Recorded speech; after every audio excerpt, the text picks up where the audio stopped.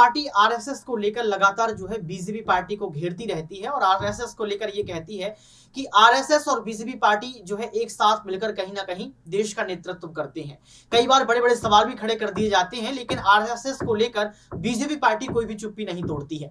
नमस्कार, आपके साथ मैं हूं ऋतिक सविता। स्वागत है आपका एसपीएन 9 न्यूज में। दर्शकों, आपको बता दें कि हरियाणा के सीएम मनोहर लाल खट्टर आखिर आरएसएस को लेकर क्या कुछ बोलते हैं, आरएसएस की तारीफ क्यों करते हैं और बड़ी बड़ी बातों में आरएसएस को जो है कहीं ना कहीं बुनियादी ढांचों के तौर पर महत्वपूर्ण बताते हैं। आप सुनिए इस वीडियो को। 6 अप्रैल सन 1980 भारतीय जनता पार्टी का स्थापना दिवस, पहला स्थापना दिवस था जब पार्टी की नींव रखी गई।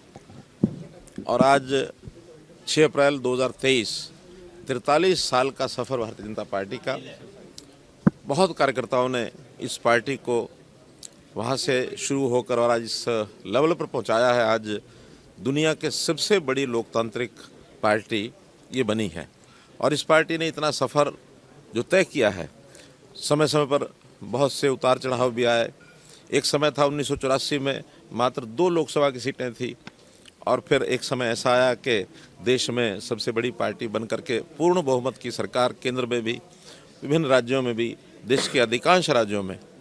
आज मैं कह सकता हूं कि जो हमारी नीतियां थी, जो हमारी पॉलिसी विचारधारा, उसको भारतीय जनता पार्टी की सरकारों के माध्यम से नीचे तक ले जाने के लिए पूरा जो वातावरण बना है, वो यहाँ के एक एक कार्यकर्ता ने जो मेहनत की है उसका ये परिणाम है। देश के प्रधानमंत्री श्री नरेंद्र मोदी जी उन सब योजनाओं को, नीतियों को, विचारों को जनता तक पहुँचा रहे हैं। खास करके अंत्योदय के भाव से गरीब जनता जो नीडी है, ज़रूरतमंद है, जो वनवासी क्षेत्रों में, ग्रामीण क्षेत्रों में, जातियों के हिसाब से हो चाहे क्षेत्र के हिसाब से हो, जो पिछड़े हुए हैं, उन सबको और एक प्रकार से आगे बढ़ाने के लिए, ऊपर उठाने के लिए निरंतर प्रयत्न भारतीय जनता पार्टी की सरकारें कर रही हैं। आज मैं बहुत संतोष से कह सकता हूं कि अब जो देश के बारे में पहले कहा जाता था, किस दिशा में कब लोग भटकेंगे और कैसे देश का नुकसान कर सकेंगे, लेकिन आज देश के अंदर स्थायित्व है, देश की एकता अखंडता को किसी प्रकार का कोई खतरा नहीं है और देश आगे आगे निरंतर मजबूत होता जा रहा है। ये भारतीय जनता पार्टी की सोच का परिणाम है। सर, आपने कहा है कि क्या मैसेज सर कार्यकर्ताओं के लिए? देखिए, भारतीय जनता पार्टी, हमारे कार्यकर्ता जो हैं वो हमारी बात को, उपलब्धियों को, विचारधारा को नीचे जनता तक लेके जाते हैं। जनता की जितनी कठिनाइयां हैं, जितनी उनकी समस्याएं हैं, उनको ज़्यादा पता होती हैं। हमने सब अधिकारियों को कहा है कि हमारे पार्टी के कार्यकर्ताओं के माध्यम से जो बातें आएँ उनको प्राथमिकता के आधार पर सॉल्व करें। आखिर सामाजिक चीज़ें होती हैं, कोई बहुत व्यक्तिगत चीज़ों को लेकर के हमारा कार्यकर्ता बहुत ज़्यादा नहीं जाता है, लेकिन सामाजिक बातों में और जो एक प्रकार से आम आदमी के भले के लिए कोई बात है, उसको तुरंत करने के लिए अधिकारियों को और कर्मचारियों को सबको हमने कह दिया है।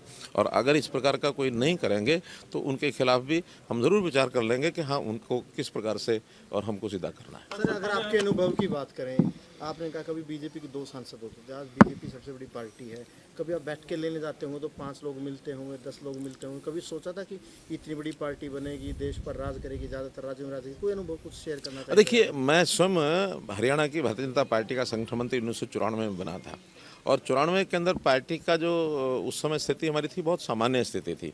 कहीं हम राजकाज में नहीं थे, कहीं हमारा बहुत बड़ा ऐसा अनुभव नहीं था। पार्टी की अपनी जो स्थितियां थी, चाहे कार्यकर्ताओं की हों, चाहे रिसोर्सेज हों, बहुत सामान्य थे। हमने धीरे धीरे करके आगे बढ़ाया और शक्ति केंद्रों की जो आज रचना दिखाई दे रही है, वो हमने उस समय शुरू की। बूथ की कमेटियाँ बनाई और आज तो पन्ना प्रमुख तक हम लोग पहुँचे हैं। यानी 60 वोट के ऊपर 15 घरों के ऊपर एक कार्यकर्ता, ये बहुत ही अच्छे प्रकार से वो काम कर रहा है। जितना विस्तार पार्टी का हुआ है, लगातार हमने मेहनत की है। वो समय ऐसा था जब हमारे कार्यकर्ता साइकिल पर चलते थे, स्कूटरों पर चलते थे और कहीं कहीं तो बसों पर जाना, पैदल जाना, ये भी अभ्यास कार्यकर्ताओं का बहुत रहा है। मैं स्वयं बसों में 1994 में जब प्रारंभ में बसों में ही चलता था। इसके बाद हमको एक मोटरसाइकिल जो मिली, उस पर थोड़ा आसपास का प्रवास हमने शुरू किया। पहली गाड़ी मैंने किसी एक कार्यकर्ता के साथ और थोड़ा पैसा दे करके उससे शेयरिंग के साथ उससे खरीदी। 15 दिन वो चलाते थे और 15 दिन मैं अपना पार्टी का काम करने के लिए जाता था। वो भी एक पुरानी गाड़ी मारुति खरीदी थी। हमारे पार्टी के अध्यक्ष होते थे श्री रमेश जोशी। उस समय हमने बैंक से लोन लेकर के वो गाड़ी ली। तो ऐसी स्थितियाँ उस समय थी लेकिन आज कार्यकर्ता जनता सब सहयोग कर रही है। आज हमको कोई कठिनाई नहीं है। आज हमारे ज़िलों में कार्यालय बन गए हैं, सब जिलों में विधिवत तरीके से काम चलता है। टेक्नोलॉजी का सहारा हमने बहुत लिया है।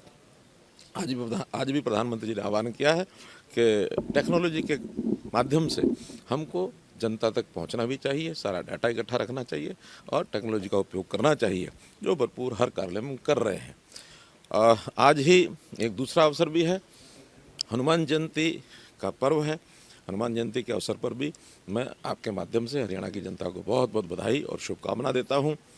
हनुमान जी भी आखिर जो विचारधारा हम लेकर चल रहे हैं, हनुमान जी की भी आखिर उसी प्रकार की एक दृष्टि, उसी प्रकार का, जैसे कहा जाए कि दुष्टों का नाश करने में हनुमान जी का नाम आता है।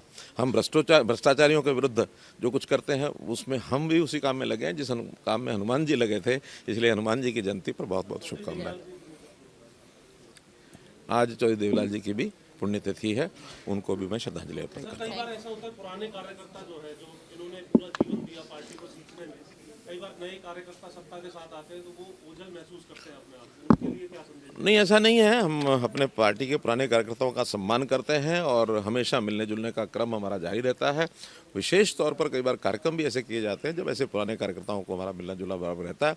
हमारे यहाँ प्रबुद्ध नागरिक प्रकोष्ठ, वरिष्ठ नागरिक प्रकोष्ठ, ये सब पार्टी में बने हुए हैं और हमने तो समाज में भी जो ऐसे वरिष्ठ जन हैं, पार्टी का विषय नहीं है लेकिन समाज में वरिष्ठ जन हैं जिन्होंने पूरा जीवन इस समाज के अंदर किसी न किसी रूप में योगदान किया है, ऐसे लोगों की संभाल करने के लिए अपनी व्यवस्थाएं हमने बनाई हैं और इनको संभालने के लिए उनके घरों में जाने का भी हमने ड्यूटी लगाई है कि लोगों के घरों में जाके महीने में 2 महीने में एक बार घर में होकर आया करें। तो सुना आपने इस वीडियो को सुनने के बाद आपको पता लग गया होगा कि जहां बीजेपी पार्टी के सीएम आरएसएस की तारीफ कर रहे हैं, आरएसएस को लेकर बोल रहे हैं, वहीं कांग्रेस पार्टी राहुल गांधी जो है लगातार आरएसएस और बीजेपी पार्टी को घेरते रहते हैं और ये कहते हैं कि अगर देश का बेड़ा गर्क कोई कर रहा है तो आरएसएस और बीजेपी पार्टी मिलकर कर रही है। लेकिन मनोहर लाल खट्टर की बातों में कितनी सच्चाई है आप कमेंट बॉक्स में जरूर बताएं। आज के लिए सिर्फ इतना ही। देखते रहिए SPN9 न्यूज।